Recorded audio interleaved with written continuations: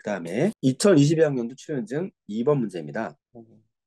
제시문형인데 거기에 견해 가불병까지 붙어 있는 문제로 볼 수가 있고, 자, 법의 발견과 법의 형성 이 두 가지를 가능하다면 이렇게 볼 수 있어요. 자, 여기는 법의 발견, 법의 형성.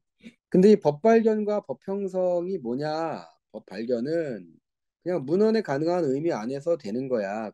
단지 그냥 법을 발견하면 돼. 이 얘기고. 후자는 이게 뭔가 법이 좀 애매모호하기 때문에 법률의 흠결이라 그러죠. 흠은 문제가 있는 거예요. 결은 없는 거지. 문제가 있거나 법이 아예 없거나. 자, 그럴 때 뭔가 보충하자. 특히 법 형성은 이런 거다. 그래서 이렇게 세 가지의 개념을 얘기하고 있습니다. 근데 적극적 후보란 어느 단어가 명백히 적용될 수 있는 거죠. 소극적은 명백히 안 되는 거고, 중립적은 얘도 얘도 아닌 거예요. 말이 점점 어려워지지만, 자, 법의 발견 중 하나다 했으니까 법의 발견 중 하나다 이렇게 되는 거예요. 그리고 법의 형성 중 하나다 이렇게 되는 거죠. 다시 말해서 얘도 있고 얘도 있고 얘도 있고 이렇게 볼 수 있거든요. 자, 그러면 개념적인 징표를 생각한다면 여기서 말하는 축소 해석이 여기 있나 보다, 여기서 말하는 목적론적 축소가 여기 있나 보다를 파악할 수는 있지 않을까라는 생각은 드는데 쉽진 않죠. 그럼 나머지도 있다는 건데 이거는 참고로만 축소의 반대 확장이 있고 여기는 또 유추가 있다 이렇게 생각하시면 돼요.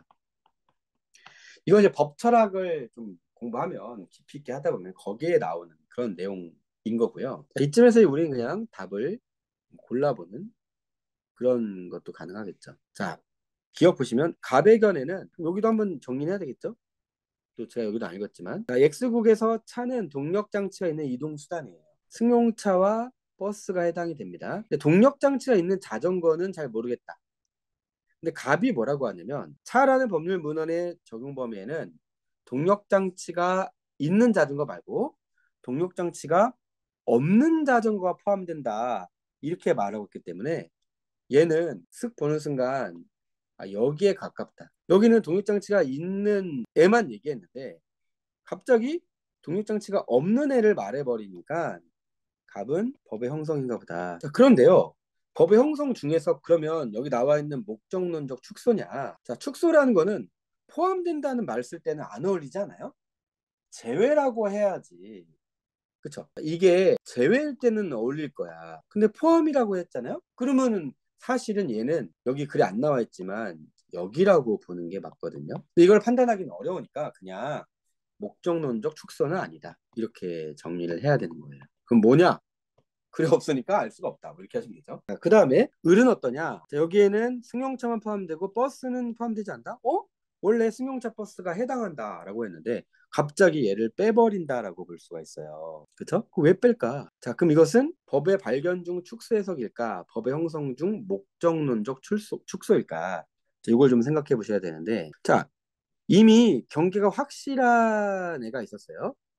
얘를 얘가 뭐예요? 얘가 밑에 나와 있는 버스죠. 얘를 갑자기 소극적 후보로 만들어서 제외한다라고 나와 있잖아요. 포함되지 않는다가 제외인 거예요. 그렇죠? 그러니까 얘는 뭐예요? 딱 여기에 해당되죠. 법의 형성 중 목적론적 축소에 해당한다. 이렇게 정리하시면 좀 더 편할 수 있어요.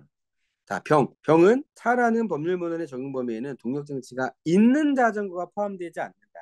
자, 이거는 동력장치가 있는 자전거는 명확하지 않다고 했었는데, 자, 그럼 얘는 뭐냐? 명확하지 않다라는 말 자체가 중립적 후보라는 거예요. 명확하지 않다. 해당한다. 해당하지 않다가 아니라 명확하지 않다. 그래서 중립 후보구나. 그렇죠. 얘가 중립 후보예요. 중립적 후보인데 이 중립적 후보를 포함되지 않는다라고 제외했으니까, 자, 중립적 후보에서 적극적 후보로 좁히는 것이다 이렇게 나와 있어요. 그러니까 이게 약간 문제가 있는 게 중립적 후보에서 소극적 후보로라는 느낌이 더 맞거든요. 근데 어쨌건 중립적 후보부터 시작하는 건 얘밖에 없으니까 이거는 법의 발견 중 축소 해석인가 보다 이렇게 문제를 냈다고 볼 여지가 있는데, 좀 저는 개인적으로 아쉽다고 생각하는 겁니다.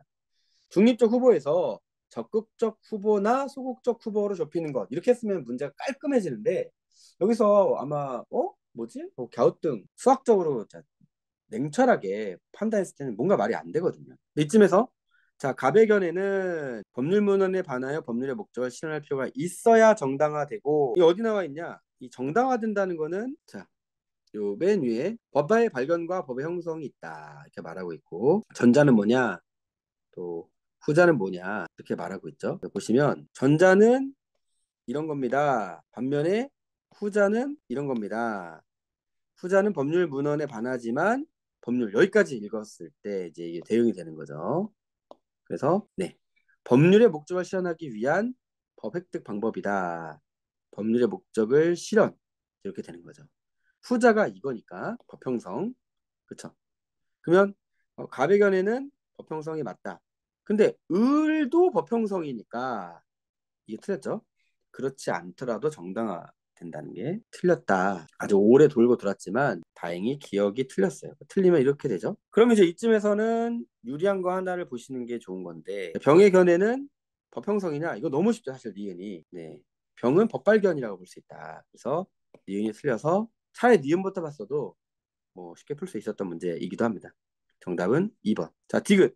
주차장을 확보하기 위하여 지하 설치하는 주차금지 팻말에서 차의 적용 범위에서 자기 소유의 승용차를 제외한다. 의리법 획득하기. 의리법 획득한 거는 이거였죠. 법의 형성 중 목적론적 축소였는데, 지금 경계가 확실한, 그쵸? 승용차. 아까 위에서는 버스를 제외했는데 이번에는 승용차를 제외하는 거잖아요. 네.